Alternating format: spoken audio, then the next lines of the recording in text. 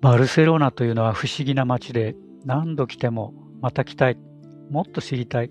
という磁力を持っています。リッチです。アラセブになって、アラセブというのはアラフィフでもアラカンでもなくアラセブですね。今回家族旅行でも仕事でもなく一人で、ヨーロッパに参ります。ロンドン、ミラノ、昔駐在していた経験ありますけれども、すでに四半世紀以上ということで、今や浦島太郎、土地勘やですね、言葉が少しは残っているかなというふうに思っています。今回はまずロンドンを起点にしてバルセロナに入ります。前半の目玉の一つがモンセラート、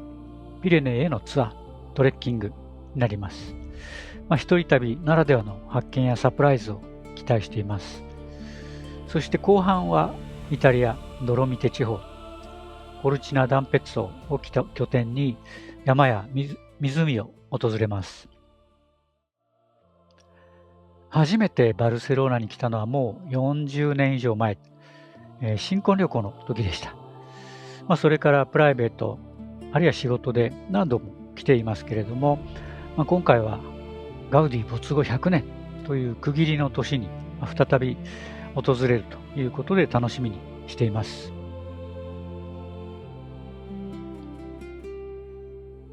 3人のパブロというのを聞いたことがあるでしょうか。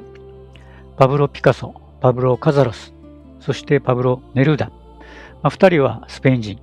ネルーダはチリの詩人ですけれども、外交官としてスペインに駐在していたこともあります。そしてくしくもこの3人、同じ年1973年に3人のパブロが世を去りました。作家の五木ひろゆきさんは4人目を加えて小説戒厳令の夜を書いたのですが、そのうちのこの2人ですね、ピカソ、カザルス、バルセロナと非常に深い関わりがあります。今回その足跡に迫ることができればいいなと思っております。バルセロナに来ると街の案内板、サインですね、カタルーニャ語が最初に書いてあります。この街は自治とか人民主権、こういったことに関わる非常に荒々しい、また人類が忘れてはならない歴史を持っていて、私自身が若い頃語学を学んでいたということもあり、また今回は一人旅でもありますので、言語と文化について、カタルーニャの地で感じたことを伝えたいと思っています。といえばオリンピック、1992年のオリンピックを思い出す人も多いと思います。岡山県出身の私は有森裕子さんのバルセロナ、アトランタ2大会連続メダルというのを思い出しますけれども、実は1936年バルセロナ人民オリンピック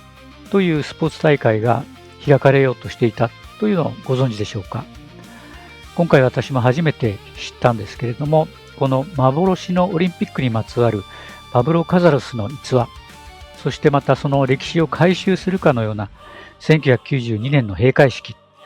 こういった音楽とカタルーニャの物語もお伝えできると良いなと思っています。オリンピックつながりで言うと、今年2026年はミラノ・コルチナオリンピックの年でもありました。70年前、伊賀谷千春さんが日本人で初めてアルペン種目でメダルを獲得したのがコルチナ。今回も多くの感動をもらいましたが、70年の時を隔てて開催された2度目のオリンピック、どんなレガシーが発見できるか、楽しみにしています。そしてドロミテの白い奇岩群、イタリア・ミラノに駐在していた時、一度だけスイスに行く途中に車で通ったことはあるんですけれども、今回初めてコルチナ・ダンペッツォに滞在をして、いくつかの山や湖を巡る予定です。トレチーメ、あるいはチンクエトーリ、こういったところはですね、非常にオーバーツーリズムの影響を受けていまして、どのくらい自然を満喫できるか実はわからないですけれども、やはりあの絶景をね、自分の目で見たい、体で感じたいというふうに思っておりますし、アラセブの年齢から考えると、もしかしたら人生で一度きりの体験になるかもしれないと思ってます。十分味わっていきたいと思います。日が沈みかけると白い岩峰が赤く紫に染まっていく。このドロミテ地方でエンロサディーラと呼ばれる現象ですけれども、これを一度でも見ることができるといいなというふうに期待をしております。